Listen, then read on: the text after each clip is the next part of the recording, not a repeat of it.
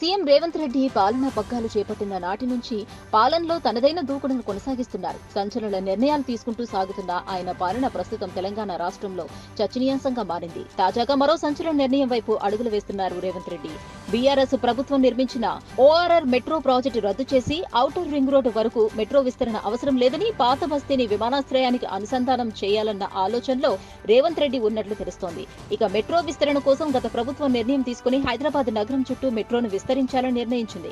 69,000 కోట్ల రూపాయలతో outer ring road చుట్టూ మెట్రో రైలు ప్రాజెక్టు విస్తరణకు కేబినెట్లో నిర్ణయం తీసుకుంది. పటన్ చెరువు నుండి నార్సింగ్ వరకు 22 కిలోమీటర్లు, తుక్కుగూడ, బెంగళూరు, పెద్ద అంబర్పేట వరకు 40 కిలోమీటర్ల మేర మెట్రో ప్రాజెక్టును నిర్మిస్తామని పేర్కొంది.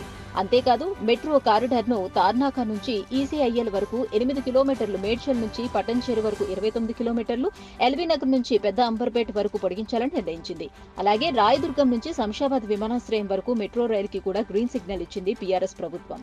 ఈ పనులన్నిటికీ నాటి సీఎం కేసీఆర్ శంకుస్థాపన చేయగా ప్రస్తుతం పనులు టెండర్ల దశలో ఉన్నాయి. అయితే గత ప్రభుత్వం తీసుకున్న నిర్ణయానికి బ్రేకులు వేయాలని భావిస్తున్న Telangana CM Revanth Reddy ORR metro విస్తరణ ప్రాజెక్టు పైన కీలక నిర్ణయం తీసుకున్నట్టు తెలుస్తోంది. తాజాగా ఎంఐఎం ఎమ్మెల్యేలతో సమావేశమైన రేవంత్ రెడ్డి పలు అభివృద్ధి పనులపై వారితో చర్చించిన క్రమంలో ఓఆర్ఆర్ మెట్రో విస్తరణ ప్రాజెక్టు పైన కూడా చర్చించారు. ఔటర్ రింగ్ రోడ్డు వరకు మెట్రో విస్తరణ చేయాల్సిన అవసరం లేదని రేవంత్ రెడ్డి అభిప్రాయం వ్యక్తం చేశారు. కేవలం రియల్ ఎస్టేట్ వ్యాపారస్తులకు లబ్ధి చేకూర్చడం కోసం తీసుకున్న నిర్ణయమని ఆయన పేర్కొన్నారు. అయితే ఆ ప్రాజెక్టును రద్దు చేసి పాత బస్తీని విమానాశ్రయానికి అనుసంధానం చేయాలనే ఆలోచనలో రేవంత్ రెడ్డి ఉన్నట్టు సమాచారం. పెండింగ్ లో ఉన్న జేబీఎస్ ఫలక్నుమా కారిడార్ను పూర్తి చేయాలని, పహాడీ షరీఫ్ మీదుగా విమానాశ్రయం వరకు మెట్రోను పొడిగించాలని భావిస్తున్నారు.